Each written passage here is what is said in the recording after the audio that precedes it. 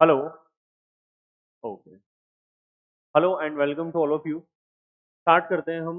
जैसा कि आप सभी देख पा रहे हैं, the first question is particle of mass small m, kinetic energy k and momentum p collides head on elastically with another particle of mass 2m at rest. After collision column matching का question है। Column one में आपको कुछ चीजें दी हुई है and you have to find the appropriate answer for these in accordance with the column two. ठीक है। तो मेनली अपने से बात कर रहे हैं momentum of first particle, momentum of second particle, kinetic energy of first particle, kinetic energy of second particle. Start करेंगे। हमें एम मास का पार्टिकल दे रखा है, काइनेटिक एनर्जी के दे रखी है, मोमेंटम पी दे रखा है। दूसरा पार्टिकल रेस्ट पे है, उसका मास है 2m, head on elastic collision है। तो सबसे पहले हम देखते हैं, एक एम मास का पार्टिकल है जो चल रहा है लेट सपोज यू स्पीड पे। इसकी काइनेटिक एनर्जी k दी गई है और इसका मोमेंटम p दिया हुआ है।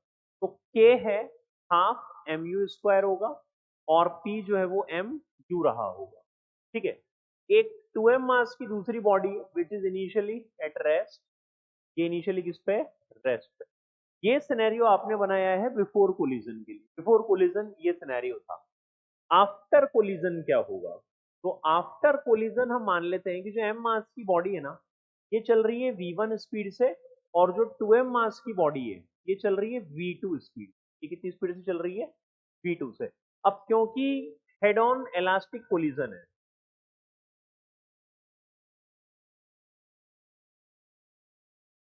जिसके लिए आप सभी को पता है कि जो कोएफिशिएंट ऑफ रेस्टिट्यूशन होता है वो 1 हो जाता है।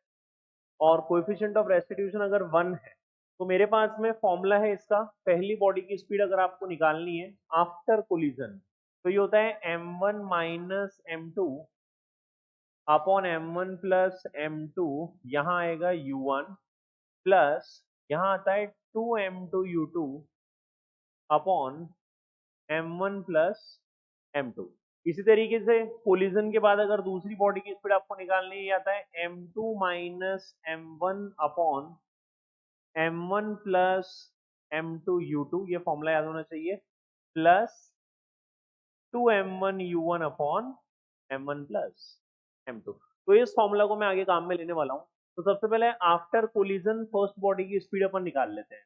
तो देखो m1 की वैल्यू है m, m2 की वैल्यू है 2m, राइट। नीचे है m1 प्लस m2, मतलब m प्लस 2m। ये u1 है, यानी बिफोर कोलिजन जो पहली बॉडी की स्पीड थी, यानी कि u। और आप ध्यान से देखिए ना, ये टर्म पूरी जीरो हो जाएगी। क्यों जीरो हो जाएगी? क्योंकि सेकंड जो बॉडी है वो बिफोर कोलिजन रेस्ट पे रखी हुई थी। ठीक बात है। इसी को फर्दर सॉल्व अगर अपन करें तो ये आपको देने वाला है, ऊपर बचेगा माइनस एम, नीचे बचेगा 3m टाइम्स यू, एम से एम कैंसिल, तो माइनस यू बाई 3 आया। यानी कि जो बॉडी है पहली वाली वो आफ्टर कोलिजन इधर नहीं जाएगी, वो इधर जाएगी, क्योंकि v1 कितना है?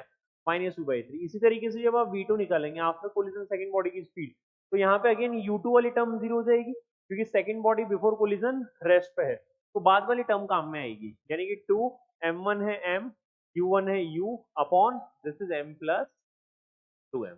तो m m m कैंसिल हो जाएंगे, इसको और आप फर्दर सॉल्व कर सकते हैं। 2mu अपॉन 3m होगा, m से m कैंसिल, तो ये आया 2u बाय, कि इसकी स्पीड आ गई। तो कोलिजन के बाद पहली बॉडी और दूसरी बॉडी दोनों की स्पीड अपने पास आ चुकी है। स्पीड को और आप बेटर तरीके से बोल सकते हैं कि वेलोसिटी आ चुकी है, डायरेक्शन भी अपन ने निकाल ली है। ठीक है। अब हमें क्या निकालना था? जब आप कॉलम चेक करेंगे ना, फर्स्ट कॉलम में, जैसे कि अपन ने पहले भी बात की, मोमेंटम और काइनेटिक एनर्जी दोनों बॉडीज की अपने को निकालनी है। तो for first body first body की अगर अपन बात करें तो इसका मोमेंटम कितना आएगा आफ्टर कोलिजन है, इसको पी डैश बोल देता हूँ। बिफोर कोलिजन को सिंपली पी अपन ने लिखा है। फर्स्ट बॉडी है तो इसको पी वन भी बोल देते हैं। ठीक है, पी वन। ये कितना आया सर? ये आया मास टाइम वेलोसिटी। मास कितना है m, वेलोसिटी कितनी है? माइनस यू बाय 3, यानी कि minus of M U by 3 होगा। और एम यू को आप क्या लिख सकते हैं? देखो p लिख सकते हो, तो आंसर विल बी माइनस का p बाय 3। कहीं पे मैच हो रहा है क्या? Momentum of first particle minus p by 3, यानी कि a का s आ रहा है। a का s किस में है? केवल एक में है, फर्स्ट में है, यानी वही आंसर है। बाकी भी अपन चेक कर सकते हैं।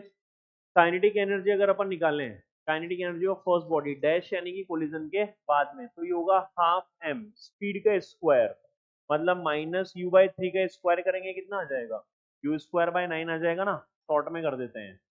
यहाँ पे आप हाफ एम यू स्क्वायर की जगह क्या लिख सकते हैं, पुरानी काइनेटिक एनर्जी, ठीक है, तो ये हो जाएगा के bye 9।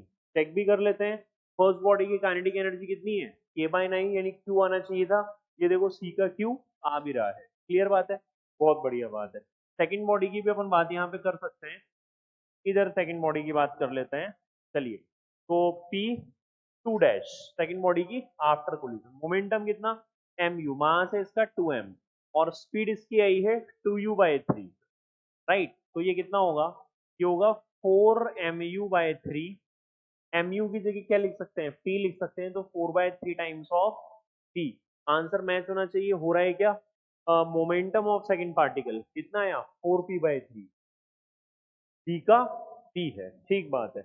And last but not the least K E two dash second body की kinetic energy after collision, half M, mass कितना है 2m, और स्पीड का स्क्वायर, सेकेंड बॉडी की स्पीड कितनी है 2u/3, स्क्वायर कितना हो जाएगा 4u² बाय 9, तो ये कितना आएगा, ये आएगा आपके पास में half, this is 8/9 of mu², half mu² की जगह क्या लिख सकते हैं अपन, सिंपली k लिख सकते हैं, तो कितना बना 8/9 टाइम्स ऑफ k, यानी कि जो फर्स्ट बॉडी की इनिशियल काइनेटिक एनर्जी थी 8/9 times k, kinetic energy of second particle that should be r, तो d के साथ आना चाहिए r, d के साथ r आ भी रहा है, राइट, तो आसान था, I hope you understand this.